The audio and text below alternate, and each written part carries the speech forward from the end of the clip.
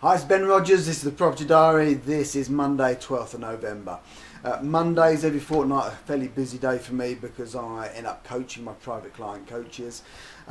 So I just want to share with you the one thing that I've done that's been sort of very much property related and option related that is relevant to today's diary. For those of you of landlords that have got more than one property, for those of you that have got quite a few properties, what you will know is that you've probably got a few turkeys in your portfolio. And what do I mean by turkeys? I don't mean nightmare properties. You may well have some, but I'm not talking about that in this particular instance. I'm talking about those properties that maybe aren't performing quite as well. Now, the seasoned property investors who are watching this today will know that probably each year you look at how your properties are performing, and you probably will churn a few of those properties. So those that aren't working very well, commercially, why keep them? Get something else.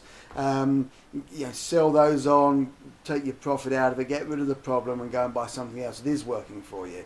So I'm in traditional landlord mode here. I've got my landlord hat on rather than my option investor hat on. So, do you sell that, or do you do an option on it? Well, let me give you an example. I've got a problem property at the moment. It's a slightly problem property and it's a slightly problem tenant. This is a property that I bought on a sale and rent back.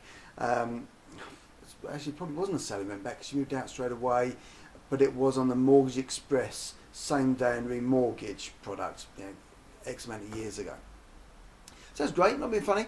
I got my profit out of the property. It didn't cost me anything because of the way that it was structured, and I think I got about a £6,000–7,000 same day remortgage payment when I bought that property. So don't feel bad for me, guys. This isn't a property that has cost me money yet, and that's what I mean by this.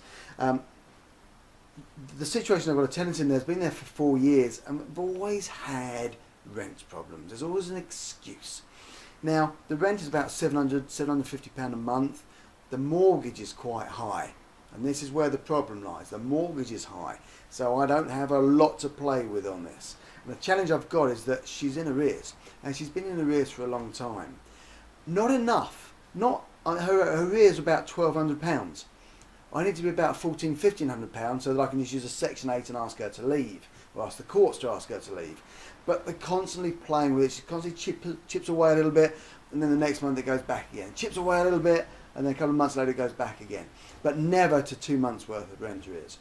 The other challenge I've got at the moment is that I've got an issue with the roof on the property. I've also got an issue that the windows need to be done. Now I thought they could be repaired, but the repair bill was £2,500. I might as well get them replaced. So, do I want to spend this money on it or not? Do I want her as an ongoing tenant that's slightly challenging? She's also growing the family. She's got 5 kids now. This is a 3-bedroom house. So, she's outgrowing the property. And so I went round to see her today. And I said to her, look, being frank with you, I can't really afford to commercially keep this property. It doesn't make sense for me to do so. So I'm going to have to give you your Section 21, 2 months notice. She's in a periodic tenancy, so that's absolutely fine. And I said, look, this isn't what I'll do, but I'll offer you the chance of buying it if you want to, but I don't think it's right for you because it's not the right property and it's not the right size for you. So the point behind this is, if you've got a property that is a problem property in your portfolio, why sell it? Why carry on with the problem that you have? So I'm going to ask her to vacate. I won't need to do the windows. I won't need to do the issues with the roof, and somebody will come into the property as a tenant buyer or buyer using lease option instalment contracts and take the problems on. They'll take those problems on because they don't need to get a mortgage today and they don't need a deposit today. That's what it boils down to. They'll come with getting started money, they'll come with some super rent. I'll put the rent up to super rent to $750. I'll probably get it's going to be around the $950 mark. Well, that's great because that then starts giving me some cash flow on the property. It also means that I don't have to do the repairs on it, and they'll get in there and they'll start repairing it and playing around with it. So the point to all of this is, if you've got some daft properties, put it in or put it out there on an option. Put it out there to a tenant buyer who would love to take on the opportunity that you're going to give them. Okay, so I just thought I'd share that. I haven't done a huge amount today, but I have made the decision. This property has got to go. I've had a conversation with the tenant, met up with her in person. She's fine with it. Yeah, we may even look and see if we can find a 4-bedroom house, but we probably won't because I don't want the ongoing hassle. Lovely person, lovely family, but can't quite keep it true as far as a tenant-landlord relationship. So there you go. That's my slightly sort of pig in the poke type property. I'll put that out on an option or instalment contract. Actually, it will be an option because I already own the property. The logic behind that is that what happens if somebody does change their mind in the future?